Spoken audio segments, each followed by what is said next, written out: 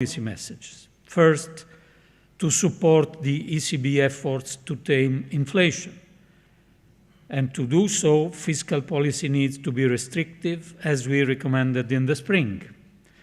This does not mean cutting back on investment, but it does mean, in particular, phasing out remaining energy supply. Was really inspiring, and I hope we will continue to be inspired in what we have to do. So we at the ECB, our mission is price stability. Our fight is against inflation, our key tool under as expected earlier, but it will pick up in 24. We concur with the Commission that weaker growth does not mean recession. Looking at inflation, we are very keen to participate in the debate that will take place tomorrow.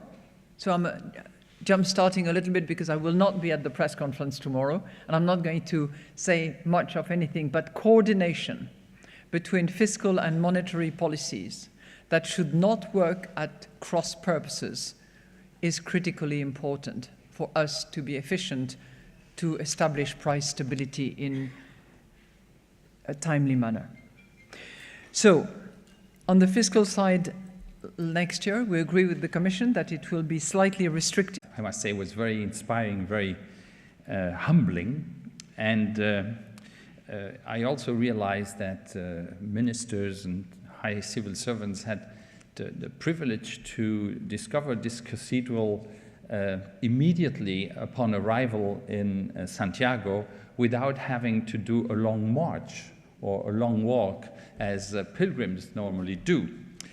But that has inspired us and makes us realize that if this walk was easy for us, the walk towards keeping control of inflation and the walk to ensure sustainable growth is a long one and a difficult one, and I think all the countries of the euro area are aware of that. We at the ESM also consider that the euro area economy has shown resilience in the first half of the year, as also many households and businesses still have financial buffers to face the increase in costs. But we are now seeing weaker activity, not only in manufacturing, but also in services. Now, as the ESM is active on capital markets, we always listen very carefully what we hear there and what we see, and markets expect very weak growth next year. Some are even seeing that the risk of recession is increasing. Now, the consensus of markets in terms of growth for next year are lower than the numbers of the EU consensus.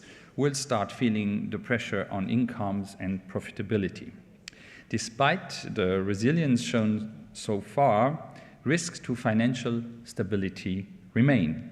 At the ESM, we look closely at these risks and monitor market concerns in our daily contacts with investors. The full impact of these increase in interest rates and the weakening of the economy is still to be seen. Of course, and that was highlighted this morning in the meeting, let me first underline how important it is in this uncertain environment to stick to the consensus on fiscal policy formulated in the Eurogroup statement in July. And that statement is also extremely important because it ensures coherence with the monetary policy of the ECB.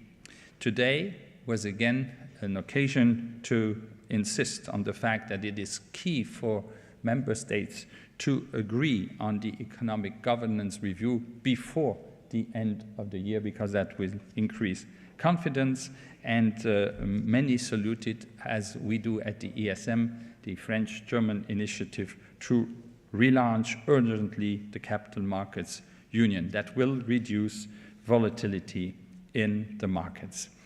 Let me finish with a word on the process of ratification of the ESM. This remains obviously a priority, even more so because at the end of this year, national credit lines will expire. We have received comments from the Italian minister about the process underway in the Italian parliament. We are in constant contact, and we hope that the procedure in parliament will help push the ratification that the other 19 countries are expecting. The most important is that the ESM can support and fulfill the important mandate for which it was created, ensure financial stability in the euro area. And if this amended treaty is not entering into force, unfortunately the backstop or the safety net that will be able to use the full potential of the amended treaty. And let's open the floor for questions. If I kindly ask you to give your name and the media you work for. And I start with Jorge, please. Good morning, Jorge Valero with Bloomberg. A couple of questions for President Lagarde, please. The first one, did you receive questions on your rate decision during the Eurogroup discussion? What type of questions were they? And whether you saw around the table overall support to the rates decision taken yesterday? And secondly, on the EIB race, do you think that it is a high time for the EIB to have a female president? And whether the female candidates that the EIB race has, whether you have a preferred one, and if you will tell us, that would be great. Just casual question along the way. Okay, on your first question, I was privileged to be given the floor early on by the president of the Eurogroup immediately after the Commission. And I took the privilege as a moment when I could explain the reasons why we made that decision yesterday. And I explained word by word the key sentences and paragraphs that we have in our monetary policy statement, which I think was very well understood by ministers of finance around the table. So I did not receive, I speak under your control, Pascal, because you are obviously extremely attentive as they all speak, and I did not leave the room either, but I did not receive any question, let alone questioning of the monetary policy decision that we took yesterday. There was a lot of talk about competitiveness, about articulating fiscal and monetary policy in a consistent and efficient manner, but there was no question or questioning. As far as female being able to do the job, I think that for all those in position at the moment, we're all trying to demonstrate that, yes, a woman can actually do a job. I'll leave it there. Thank you. Hello, good morning. Here, Íñigo Caínzos, Cadena SER. Aquí. Excuse me. Can you hear me? Francesca? Francesca Basso, Corriere della Sera. You talked about the importance of the ratification of ESM, and you used the word hope. Did Minister Giorgetti reassure you about the process and give you a concrete time roadmap? Thank you. So I've been a member of the Irish Parliament for now 16 years. And as a parliamentarian, I'm very much aware of the need to respect procedures and debates that take place in the parliaments of other countries and of other friends. For that very reason, it's not appropriate for me to comment on the detail and the nature of the ratification process that's underway within the Italian Parliament. It is a very important decision, and it is a matter for the Italian authorities and for parliamentarians in deciding their appropriate vote. But given my work as President of the Eurogroup, it's equally important that at this point I continue to stress that this is not just a debate about a safety net at a time of uncertainty for Italy. It's also about the other 19 member states as well. And it's also about the fact that in recent years we have seen how quick economic conditions can change. and we can see the value of certainty and support. And I absolutely appreciate the importance of this issue within the Italian Parliament and the importance of the debate that will take place in a number of weeks' time. But alongside that, need to emphasise that this treaty, a reformed and strengthened European stability mechanism, is a backstop and a form of additional support for every other member state too. And Minister Giorgetti is well aware of this European dimension to this important debate, and he updated us on his efforts, and we continue to trust and depend upon those efforts, delivering an outcome for all members of the euro area who ultimately have indicated that this is the support that will help in the future. Thank you. I have Maria, please. Thank you so much. Maria Tadeo from Bloomberg News. Madame Lagarde, we saw your video from the cathedral, by the way, going back to that visa that you had yesterday. But I wonder, in terms of the decision that you took from the ECB, you were very clear you have not talked about cuts at all. And today the market seems to believe you are at peak and that there will be cuts. I wonder, would you want to use this platform to say a message and say, will you say you mean it? You're not even thinking about cuts?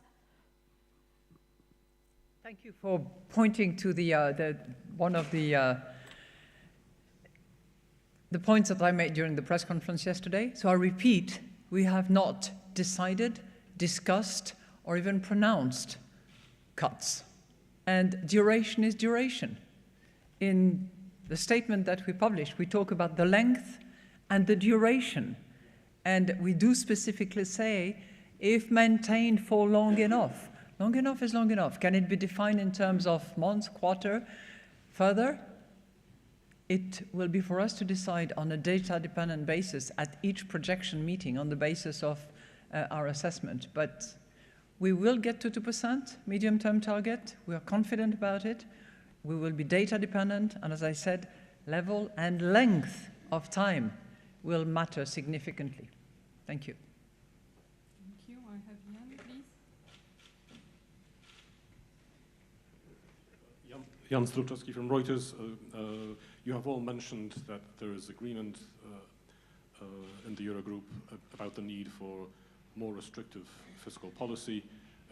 Does that mean that by October 15th, Commissioner, when you receive all the draft budgets, you will reject budgets that do not show lower budget deficits by 0.5% as per the rules? Thank you.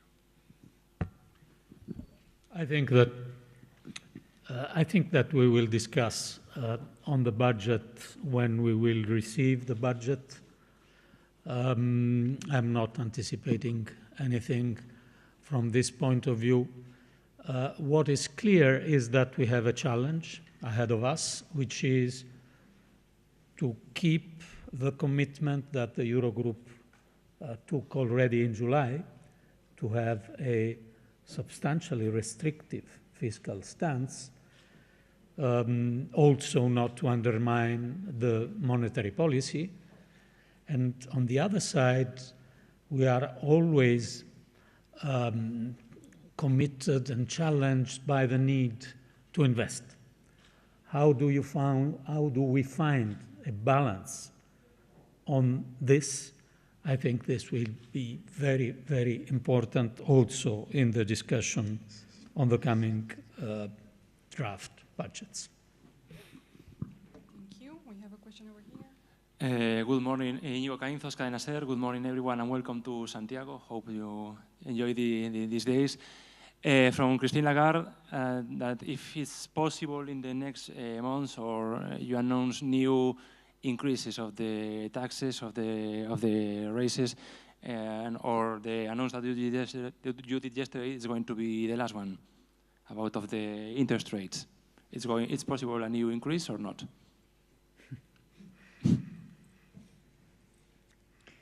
I'll go back to the very, very, substantive paragraph that we agreed, and that is really encapsulating all the commitments that we make and all the determination that we have to bring inflation back to target in the medium term. And I'll read it to you. I know it's a tedious exercise, but it's one that really is the best. So based on our current assessment, that is the situation as it is, the expert views that we receive, and the analysis conducted by the Governing Council, we consider that the key ECB interest rates have reached levels that, maintained for a sufficiently long duration, will make a substantial contribution to the timely return of inflation to our target. So that gives you our vision now on the basis of all that. But we also say our future decisions will ensure that the key ECB interest rates will be set at sufficiently restrictive level for as long as necessary, and we will continue to be data dependent, to adopt a data-dependent approach to determining the appropriate level and duration. So that's really where it is. And I cannot, add to that. It's perfectly framed to give you the position of the Governing Council of the ECB in that respect. But what I can assure you is that we will get there. We will tame inflation, and it will get back to 2% in a timely manner. Thank you. Beatriz? Thank you. Beatriz Navarro with La Vanguardia. It's a question for the President of the ECB, Mrs. Lagarde. Could you please comment on the recent decision to propose Claudia Buch as the chair of the ECB Banking Supervision Board? The European Parliament, as you know, has a veto power over this nomination, and they had expressed their preference for the other candidate, the Spanish Margarita Delgado, and many people in the Economic Committee Affairs are not very happy with the ECB proposal. And actually, some people have been accusing you of not sharing properly their position with the other members of the ECB board, this letter famously sent in July. So I wonder if you could comment on these accusations of the record, but they've been in the air for a while. And also if you think that the European Parliament will confirm Mrs. Buch, or an institutional crash will be avoided. Thank you. I would encourage all of us not to over-dramatize, number one. We're not talking about crash, we're not talking about accusation, and I thank you for the opportunity to clarify the process that we have adopted and followed and respected to the letter of the book of how things are done. So the process included identification of possible candidates. It was an open procedure, anybody could apply. We received 4 candidacies, 2 of which were retained by the selection committee. 2 of those candidates, you know them well, they include Maria Delgado and Claudia Buch. Both candidates were heard extensively. They file, academic records, expertise were reviewed, and those 2 were proposed for an opinion. So it's not a veto, but an opinion by the coordinators of the Econ committee. And the views that were expressed were communicated to me by a letter issued by Irene Tagliani, who is the chair of the Econ committee, and I have read the content of that letter to the Governing Council members. So for those who allege that I would not have shared the views of the President of the Econ Committee reflecting the views of the coordinators of the Econ Committee, they are unfortunately wrong, and I made the point of clarifying that in the press release that was issued after the election of Mrs. Buch. Subsequent to that, a vote was taken at the table of the Governing Council, individual voting by secret ballot, excluding the non-voting members on the Governing Council. The vote was reviewed by a committee of scrutators that included 2 members of the Secretariat Directorate of the ECB and the oldest member, he would be upset if I said that, but the oldest member of the Governing Council, so that we have complete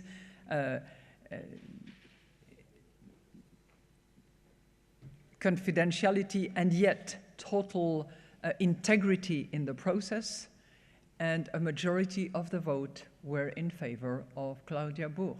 At this point in time, she will be heard by the whole Econ committee this time, later, I think in September, and if she was confirmed, then it will be up to the European councils to confirm the nomination that the governing council made at a majority. That's how it works. Having said that, if Mrs. Bourg was confirmed by the European Council, we would very much welcome the collaboration that typically the Governing Council has with the Supervisory Board within the parameters of the Charter, which keeps us sufficiently separate so that there is not too much proximity. And I would like to salute on this occasion the elegance and the sportive attitude of both candidates.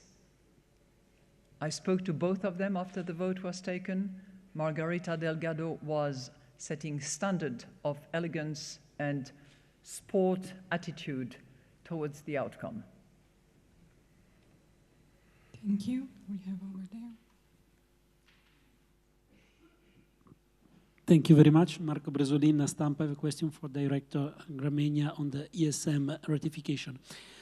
I think that after the ratification is completed by all member states, you would need some time for technical work in order to have the full reform and the backstop in place.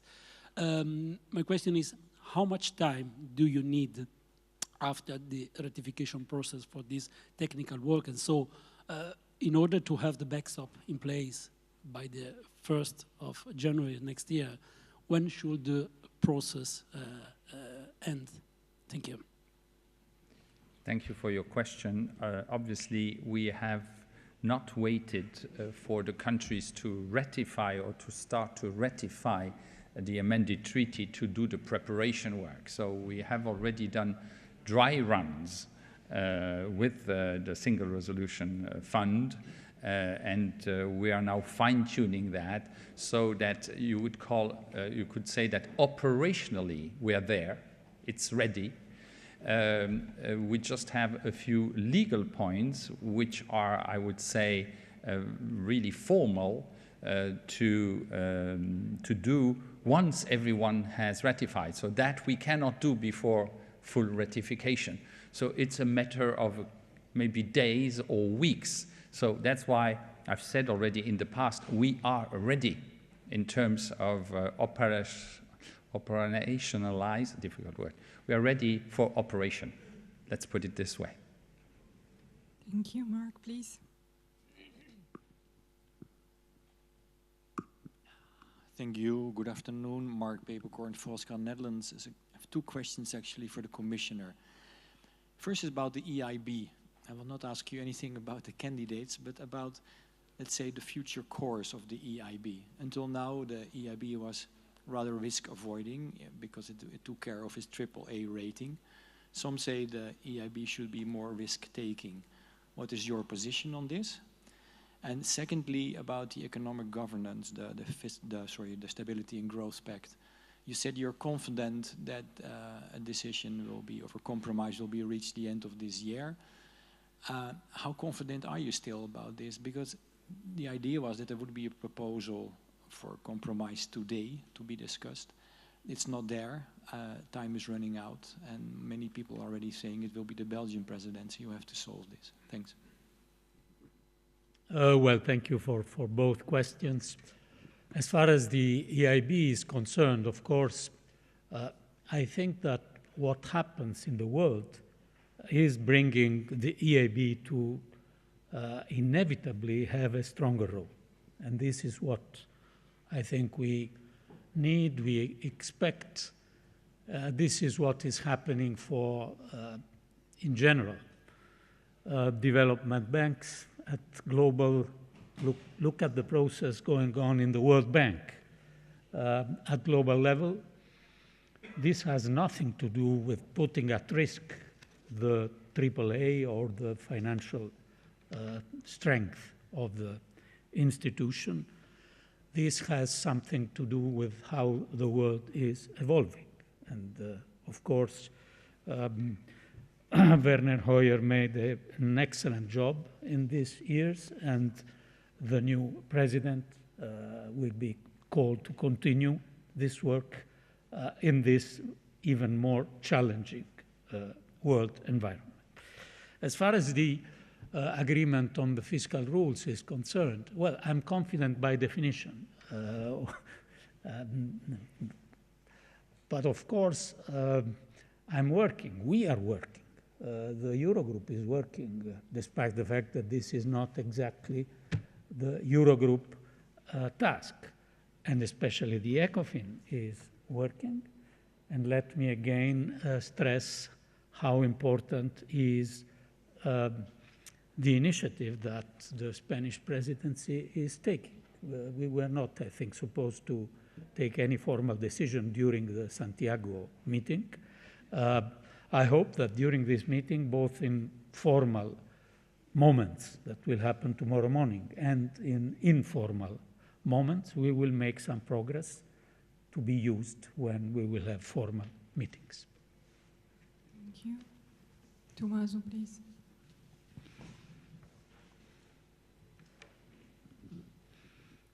Good afternoon, Tommaso Gallavati in Kronos, Italy. I apologize for insisting on the ESM issue, but it is important for Italy.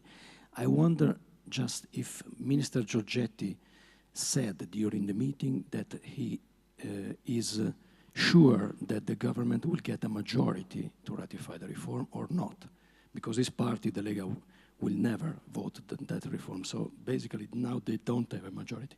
Did Minister Giorgetti say that he will get a majority or not? Thank you.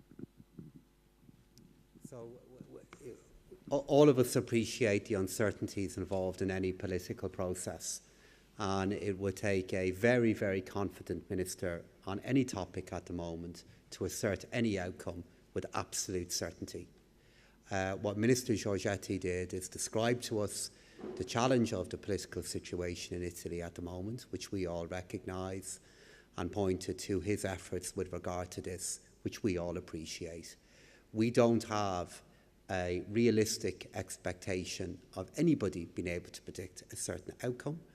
What we are assured by is his efforts, and what we're emphasising here today is, while this is a very important debate within Italy, the consequences of this debate stretch beyond Italy, and they talk about the strength of the safety net and the foundations that our common endeavours in the European Union will have in the face of potential economic risks in the future. That's why it's so valuable. Thank you. I see one last question, please.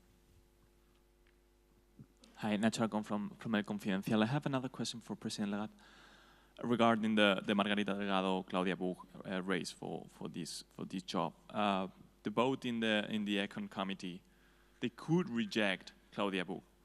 There was all the coordinators were supporting Margarita Delgado. Was not just the president, was an unanimous position of the coordinators. So the possibility of a rejection is there. My question is, what happens if the parliament next week, the Econ committee reject your candidate nominated, and then also the plenary, because the plenary has also to vote, also reject his nomination? What happens then? Thank you.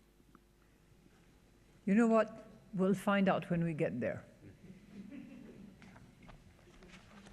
Thank you. And with this, we close this Eurogroup press conference. Many thanks to everyone, and have a lovely afternoon.